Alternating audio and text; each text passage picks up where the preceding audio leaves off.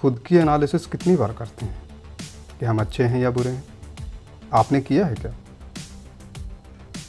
कोशिश हमेशा करते हैं, लेकिन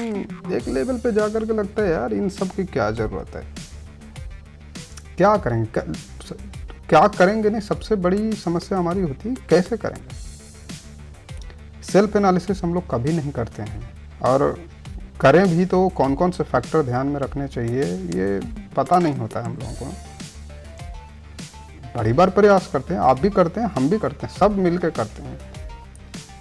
लेकिन एक बड़ी एनालिसिस हमारे सामने तब क्लियर हो जाती है जब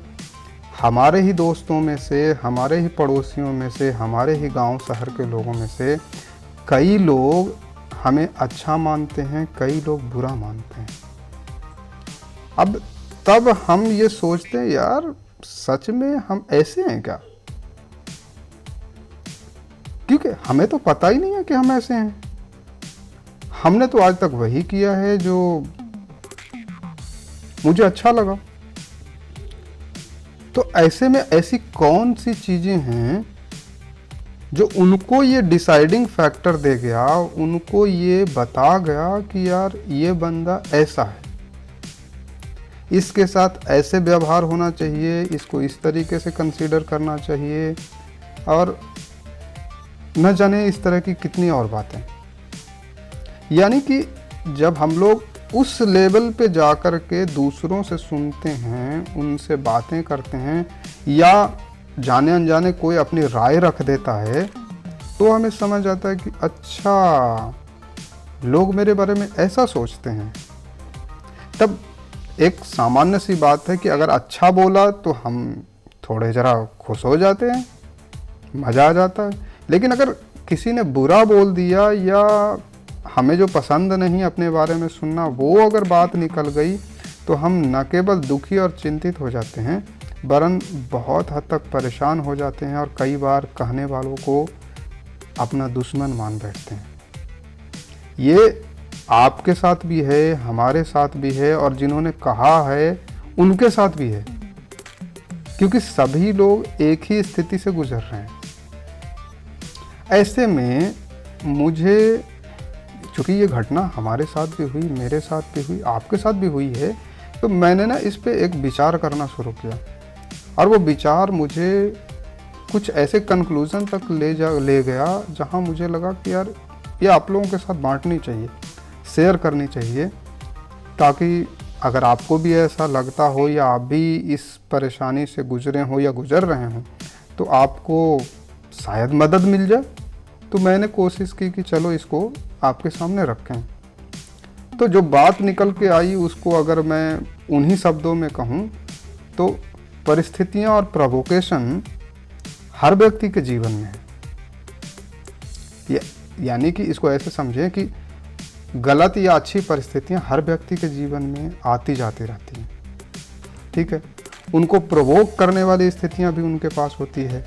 लेकिन जब तक कि हम खुद को उसके अनुसार ढल जाने की स्वीकृति नहीं देते हैं, यानी कि वैसा बन जाना नहीं चाहते हैं, उसकी ट्रेनिंग नहीं ले लेते हैं, उसके बारे में बार बार विचार करके वैसा ही हो जाने को संकल्पित नहीं होते हैं, तब तक वो हमको प्रभावित नहीं करती है। इसी तरह से उन्हीं परिस्थितियों के बीच अगर हम अच्छी शिक्षा, अच्छे स्वभाव, अच्छा संकल्प और अच्छे बनने की ट्रेनिंग या सोच की तरफ बार बार खुद को अग्रसर करते हैं, तो हम वैसा अर्थात गलत बनने से बचकर एक अच्छे जिंदगी की तरफ अग्रसर होते हैं। दोनों ही हाल में परिस्थितियां एक जैसी ही होती है, यानी परिस्थितियां प्रोवोकेटिव ही होती हैं, फिर भी हम उनसे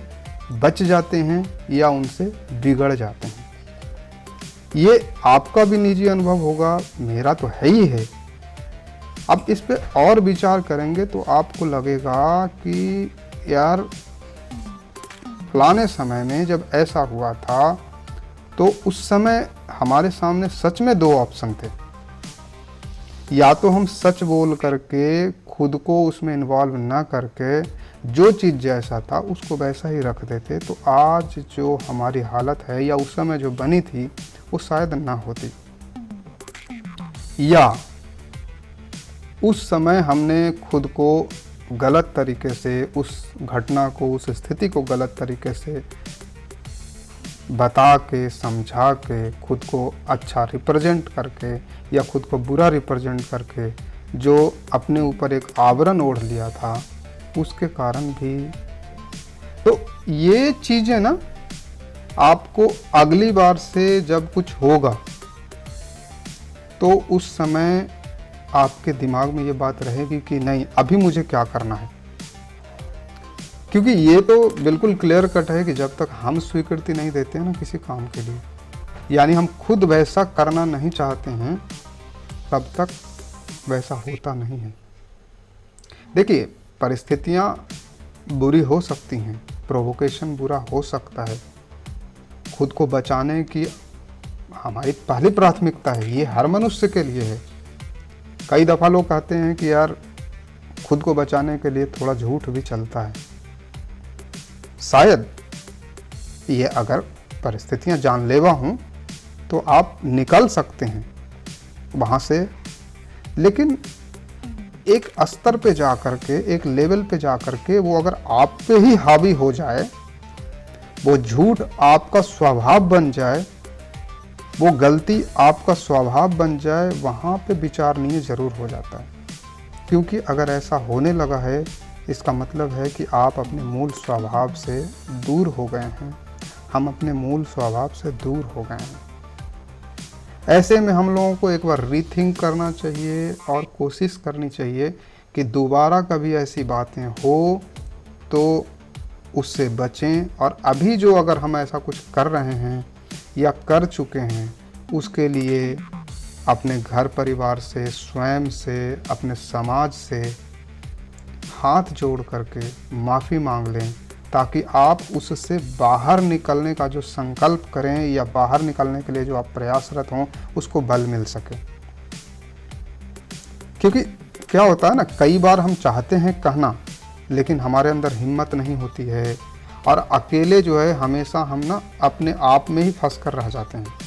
ऐसे में अगर घर परिवार वालों के सामने अपनी बात रखने से, अपनी परेशानी रखने से, अपनी समस्या रखने से, अगर उनमें से एक आध, 2, 3, 4 लोग भी अगर हमारे सपोर्ट में उतर आते हैं और हमें बचाकर निकालने के संकल्प से जुड़ जाते हैं, तो हमारे संकल्प को और हमारे काम को, हमारे बच निकलने की स्थितियों को ना इतना ज़्यादा बल मिल जाता है कि हम ना चाहते हुए भी उन गलत से दूर हो जाते हैं और एक अच्छी ज़िंदगी की तरफ अग्रसर हो जाते हैं, जो हम सभी चाहते हैं और हम सभी का संकल्प भी है। अगर आप भी इस बात से सहमत हैं तो ज़रूर बताइएगा, हम इंतज़ार करेंगे और अगली बार इसके दूसरे भाग को इससे बेहतर और आपके अनुभवों के साथ साझा करेंगे। तब तक के लिए नमस्कार, जय हिंद।